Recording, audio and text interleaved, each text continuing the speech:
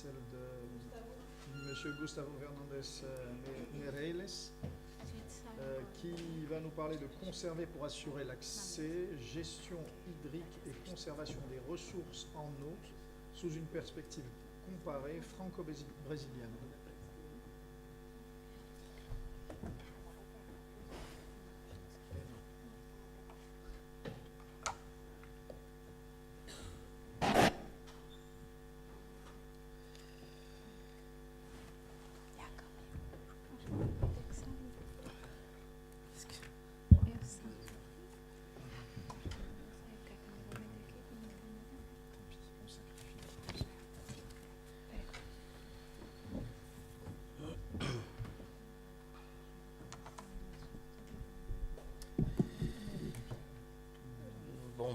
Bonjour à toutes et à tous.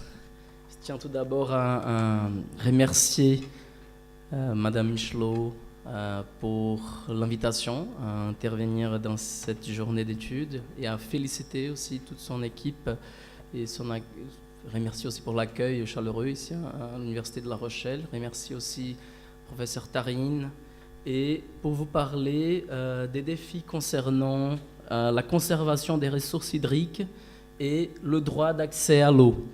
C'est-à-dire la problématique, elle concerne justement la dissociation entre la conservation des ressources hydriques, la compréhension de l'eau en tant que ressource hydrique, et aussi l'eau en tant que ressource pour assurer l'accès à un droit, c'est-à-dire le droit à l'eau potable, mais aussi à l'assainissement. Il faut placer cette problématique dans un contexte global des crises de l'eau. Ces contextes prennent compte de la reconnaissance de l'eau en tant qu'une ressource essentielle par excellence. Il s'agit d'une ressource sans laquelle la survie humaine n'est pas possible, ni aucune activité humaine, y compris des activités économiques. Pourtant, l'eau sur la Terre n'a pas changé. Il s'agit d'un circuit fermé. On connaît bien depuis l'école le grand cycle de l'eau. On parle d'un renouvellement, mais on parle de plus en plus d'une rareté qui fait l'objet des enjeux de pollution, des surconsommations et des changements climatiques. Plus l'eau est mauvaisement utilisée, plus elle est surconsommée, plus l'eau devient rare dans plusieurs endroits, et dans le Brésil, il n'est pas différent. Et dans ces contextes, un nombre très important de personnes au monde n'ont pas accès à l'eau potable ni à l'assainissement en conditions adéquates, y compris dans le Brésil. Notamment, ce sont les plus pauvres qui souffrent de la manque de cet accès à ces droits, qui est de plus en plus reconnu, et ce sont notamment dans les zones rurales. Ce n'est pas seulement une réalité brésilienne, mais mondiale. Donc c'est plutôt les personnes qui sont dans les zones rurales qui souffrent de la manque de cet accès. Il faut aussi placer la problématique dans un contexte des prises de conscience, malgré lentes, mais qui se passe au niveau international depuis notamment la conférence de Mar del Plata dans les années 70. Cette conférence, certes, elle a établi quelques objectifs, mais d'une façon très, qu'on pourrait dire, faible. Elle a assuré une agenda pour la décennie des 80 comme la décennie de l'eau, qui a essayé de mettre la question dans l'agenda international. Finalement, dans la conférence du Dublin, on va voir une déclaration avec 4 principes directeurs, dont la reconnaissance de l'eau en tant qu'une ressource économiquement importante, et donc il faut reconnaître la valeur économique de l'eau. Et justement, cette conférence de Dublin, c'est elle qui va préparer, dans le contexte de l'eau, la conférence des Rio 92 et son agenda, qui d'ailleurs, son agenda consacre un des chapitres à la question de l'eau, le chapitre 18. Et on va voir aussi que la question de l'eau va être inscrite dans les agendas du développement, tant celle des 2000 que celle des 2015, mais on va voir que l'émergence d'un droit à l'eau au niveau international va influencé la nouvelle agenda de 2015, avec certains critères qui ont été mis en avance par notamment la rapporteuse Madame Katharina d'Albuquerque, notamment la participation, on a beaucoup parlé des participations ici, et aussi le contrôle social. Et justement, on passe d'une cible, une seule cible pour l'eau, dans l'année 2000, à un objectif tout entier dédié à l'eau en 2015, concernant 8 cibles. Donc, la problématique, elle revient à la dissociation des cycles de l'eau. On parle d'un grand cycle de l'eau, c'est le cycle naturel de renouvellement. On parle là qu'on connaît depuis à l'école, mais parallèlement, il faut aussi comprendre que ces cycles, il est parallèle à l'utilisation humaine de l'eau, notamment dans des villes, mais pas seulement, parce que 80%, au Brésil, c'est un peu comme ça. En France aussi, de l'eau est utilisée par l'agriculture, une bonne partie, 20% par l'industrie et quelque chose comme 8% dans l'eau dans les foyers. C'est-à-dire cette partie qu'on comprend comme le droit d'accès à l'eau et à l'assainissement. Les défis relèvent justement de la dissociation de ces cycles. Au Brésil, c'est révélateur que 2 politiques ont été adoptées et une d'elles dissocie la question des conservations des ressources hydriques de la politique d'assainissement. Et la France aussi, dans son code de l'environnement, en fait, dans sa section concernant l'eau, elle renvoie au Code général des collectivités territoriales pour ce qui concerne l'eau et l'assainissement, et aussi le Code de la santé publique. Donc, le défi, c'est justement essayer de relier les points entre ces 2 cycles, 2 grands cycles, 2 cycles, grand cycle, le petit cycle. Et pour avoir un panorama de comment ça se passe au Brésil au niveau de sa politique des ressources hydriques d'abord, une politique nationale des ressources hydriques a été adoptée il y a 20 ans, en 1997, avec la loi appelée loi des eaux. Elle vient remplacer une loi de 1934. Cette loi de 1934, elle avait un volet très, très marqué vers l'utilisation industrielle et notamment hydroélectrique de l'eau. Une bonne partie de cette loi de 1934 a été abrogée par la loi de 1997. Et cette loi de 1997, elle va inscrire les principes reconnus en Dublin, notamment la reconnaissance de la valeur économique de l'eau. Elle va instituer un système national de gestion des ressources hydriques et elle va décentraliser la gestion de l'eau par bassin versant, ce qui a été fait en France avec sa loi de 1964, confirmée aussi par la loi de 92 et la loi de 2006 sur l'eau et les milieux aquatiques. Mais il faut comprendre une différence d'échelle par rapport au Brésil et la France, et aussi une différence des organisations de l'État. Parce que le Brésil étant un État fédératif, il y en a 26 États fédérés, plus le district fédéral, et vous voyez ici en fait une division des bassins hydrographiques nationaux, c'est-à-dire des fleuves, des cours d'eau qui passent par plus d'un État fédéré. Ce n'est pas la même division des États fédérés au Brésil. Cette loi, elle va déterminer l'adoption d'une planification. Elle est basée sur une planification telle qui se passe en France avec les SAGE et les SDAGE, les schémas des aménagements et de la gestion de l'eau. Et on a effectivement un plan national des ressources hydriques qui a été adopté à peine 9 ans après l'adoption de la loi, et pas tous les États ont adopté son plan estadual, c'est-à-dire de l'État fédéré des ressources hydriques. Outre les plans des unités fédératives, il faut avoir des plans des bassins. Chaque bassin versant doit adopter, qu'il soit des bassins nationaux ou pas, ils doivent adopter un plan. Et cela révèle la difficulté de mise en œuvre de cette politique. Cette politique a aussi créé des organes dans ces systèmes nationaux de gestion qui sont organisés au niveau des unités fédératives, mais aussi au niveau des bassins. En France, nous avons des organes, les comités Et les agences des bassins, au niveau des bassins, il y en a 12, si on considère les territoires outre-marins. Il y en a 7 en métropole.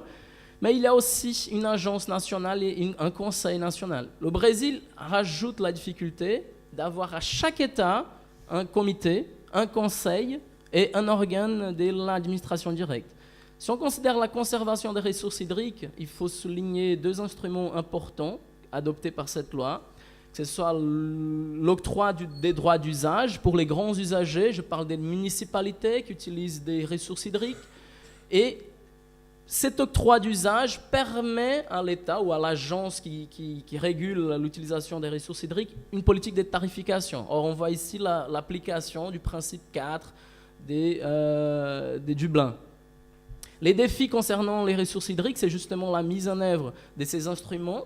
La preuve en est que les comités de bassin en 2015 ne couvraient que 36% du territoire brésilien.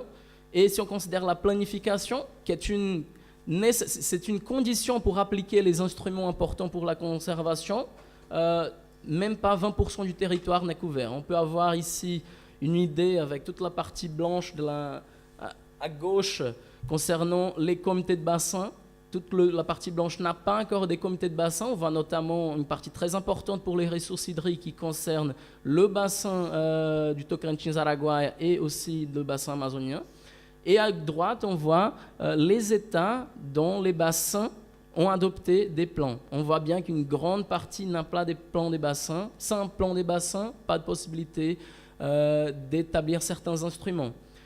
Certes, la difficulté est grande et on peut donner l'exemple de l'exigence, c'est-à-dire de cette maille pour la mise en œuvre de cette politique avec le bassin du fleuve São Francisco. Or, ces fleuves nationaux, c'est-à-dire ils passent par plusieurs États, il passe par 6 États fédérés plus le district fédéral. Il y en a un comité de bassin qui a été adopté, qui a été mis en place. Mais il y en a 18 comités des affluents qui font partie du bassin. Donc imaginez que rien que pour ce fleuve, pour ces bassins versants du São Francisco, il y en a toutes les lois des 6 États plus du district fédéral qui y incident. Il y a la planification de chaque bassin, la planification de chaque État, et les enjeux de tous ces organes qui vont travailler ensemble. Il faut ajouter un défi particulier, récent, qui consiste dans le nouveau code forestier qui a été adopté en 2012. Il est un défi pour la conservation des ressources hydriques parce qu'il y a changé des paramètres pour délimiter les zones de conservation, notamment les APP, les áreas de preservação permanente. Et ces zones de conservation relèvent notamment des abords des rivières, des sources hydriques et des zones humides. Là, le paramètre a été changé par rapport à la zone de végétation à côté des abords des rivières. Et selon la loi précédente, on considérait le lit majeur, quand le fleuve est majeur. Bon, qui connaît bien les saisons des fleuves au Brésil sait bien que le lit change beaucoup. Et maintenant, la loi, elle considère le lit régulier. Et rien que ça a entraîné une réduction des 377 000 km² qui est des zones de conservation. C'est une menace pour les ressources hydriques parce que ces zones sont très importantes pour le grand cycle de l'eau, pour le renouvellement de l'eau. Et il va directement contre la cible 6.6 des objectifs du développement durable parce qu'elle parle justement de la préservation des milieux naturels qui protègent le renouvellement de l'eau. Particulièrement au Brésil, il y a un phénomène qui s'appelle les fleuves aériens qui est aussi menacé par le défrichage qui a repris très fortement après l'adoption de cette loi selon les recherches spatiales de l'INPE. Institut des recherches spatiales. Et on passe au deuxième volet pour considérer aussi les défis concernant le petit cycle de l'eau. C'est-à-dire, d'un autre côté, l'utilisation de l'eau au Brésil, elle a par conséquence une pollution parce qu'elle est mauvaisement utilisée, elle est mauvaisement rejetée dans la nature après avoir été utilisée. Et en 2007, voire 10 ans après l'adoption des politiques des ressources hydriques, a été adoptée une politique nationale d'assainissement, c'est-à-dire ça fait 10 ans cette année. Elle a été adoptée pour dynamiser le secteur après un plan national d'assainissement des années 70 qui donnait une compétence notamment aux États fédérés pour le faire. Cette fois-ci, la compétence pour mettre en place la politique d'assainissement relève des municipalités, comme en France. La compétence en France pour l'eau et l'assainissement, selon le Code général des collectivités territoriales, relève des communes. Et elle adopte une notion très large d'assainissement. Quand on parle d'assainissement au Brésil, on parle d'approvisionnement en eau, des collectes des eaux usées, de la gestion des déchets et aussi la gestion d'eau des pluies. Donc ces 4 composants rentrent dans la notion d'assainissement. Cette loi, elle va intégrer des valeurs de l'agenda 21 et des objectifs du millénaire pour le développement, notamment l'universalisation de l'accès et la protection de l'environnement. Pourtant, dans son article 4, elle établit une dissociation de la politique des ressources hydriques.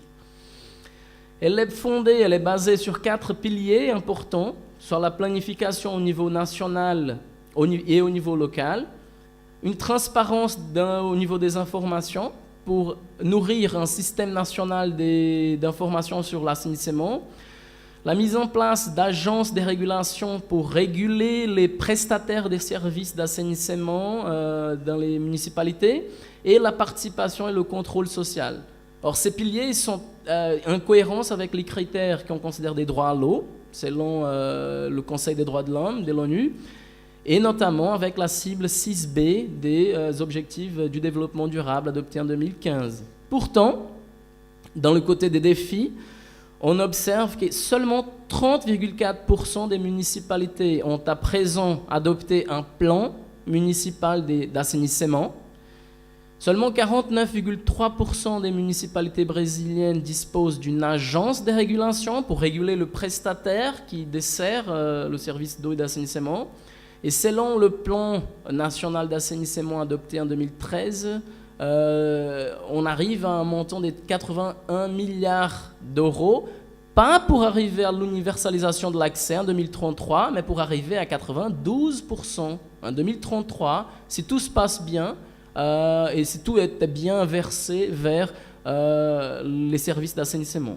Quelles sont les réalités? Quelle est la réalité actuelle?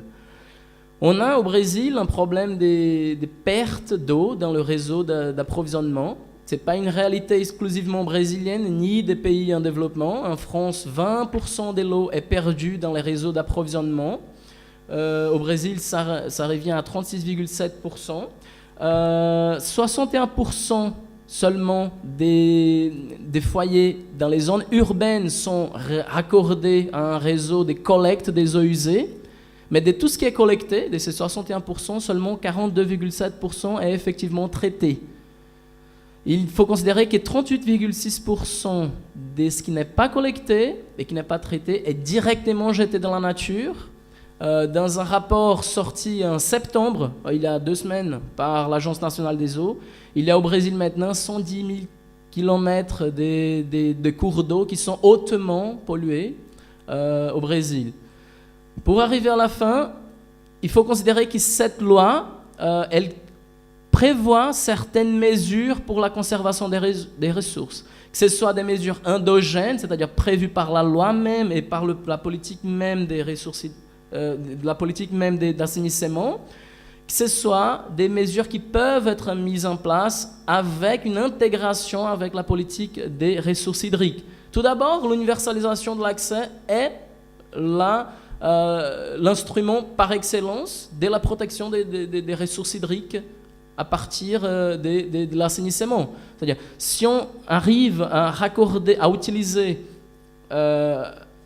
l'obligation des raccordements de toutes les maisons au Brésil à un réseau de collecte des eaux usées et aux conditions pour leur rejet, les conditions qui sont imposées par une résolution du Conseil national d'environnement, c'est déjà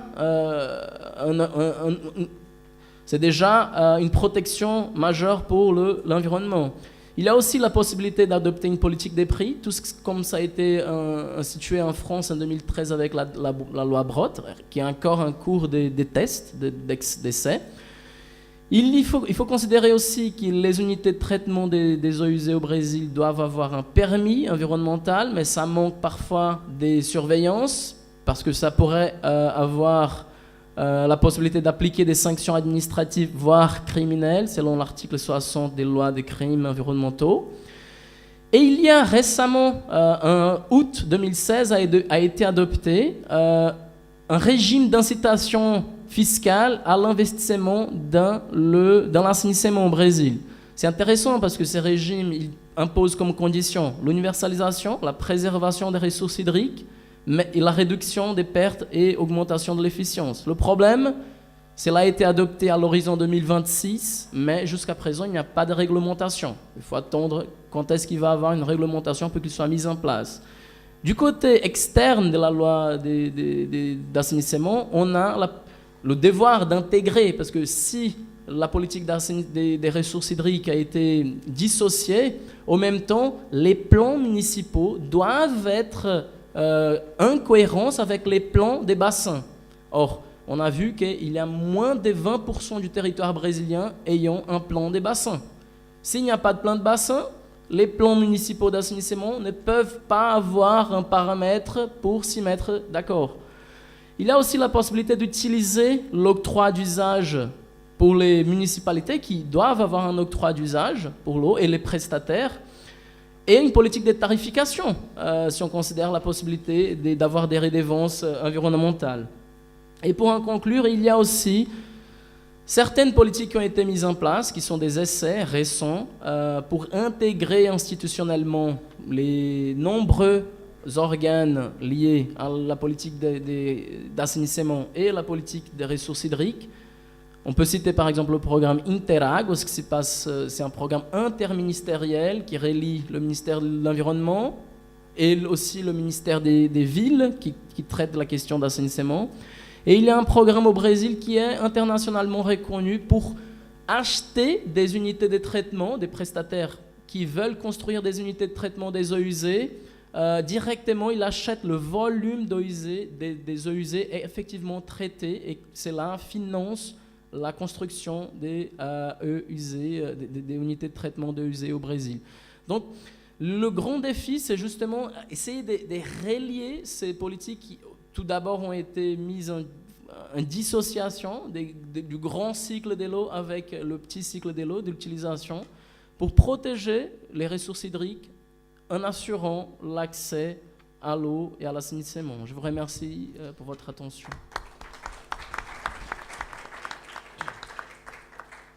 Bien, je vous remercie.